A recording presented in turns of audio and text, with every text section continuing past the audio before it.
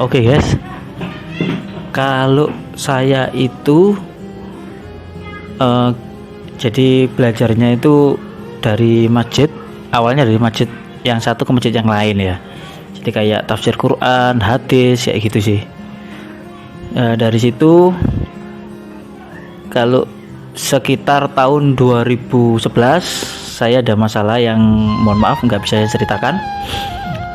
Akhirnya di situ saya mengalami depresi juga, terus bingung, nggak tahu harus apa yang saya lakukan. Kemudian saya bertemu dengan seorang teman ini, cuma nggak seberapa deket sih, ya pernah tahu aja. Dari situ dia awalnya mencoba untuk mengajak saya ziarah ke makamnya Sunan Ampel itu. Padahal saya selama itu saya nggak pernah ziarah kalau ke makamnya para wali ya gitu. Saya ziarah memang belum bisa saya rasakan ya, karena masih hati saya itu masih gejolak lah, masih gelisah. Terus saya ingin cari solusinya itu gimana gitu, tapi saya tetap menuruti keinginan teman saya ini. Jadi besoknya saya diajak, ya udahlah apa salahnya gitu. Saya berangkat, lama kelamaan sekitar 1 minggu sampai 2 mingguan itu hati saya merasa tenang. Loh kok beda ya jadinya ya, kayak gitu. Jadi merasakan ketenangan yang luar biasa yang tidak pernah saya dapatkan ya, kayak gitu. Jadi dari situ saya mulai ketagihan.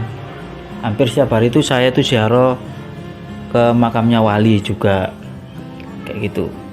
Terus alhamdulillah lama kelamaan, sedikit demi sedikit masalah itu sama Allah dirubah.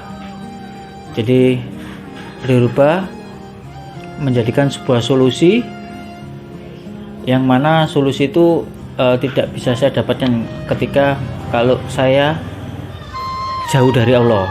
Itu ya kesimpulannya ya. Jadi saya mendapatkan ketenangan yang luar biasa. Terus saya juga belajar untuk menjadi orang yang sabar dan ikhlas di situ sih. Jadi Allah kalau memberikan suatu pelajaran atau suatu perjalanan hidup, itu kita pasti diberi suatu masalah, yang mana masalah itu datangnya juga secara tiba-tiba gitu. Mana ada sih manusia itu yang mendapatkan musibah masalah yang besar kayak gitu. Jadi kita di situ tuh belajar tentang ilmu ikhlas dan sabar itu, belajar hikmah dari sebuah kejadian, belajar dari hikmah perjalanan hidup. Dengan alhamdulillah, dengan awalnya dari seringnya ke makamnya para wali, akhirnya saya diajak ini sama sahabat saya Mas Yuda ini, Mas Husen gitu, diajak ke majelis taklim atau majelis Rasulullah. Awalnya saya itu ragu-ragu gitu.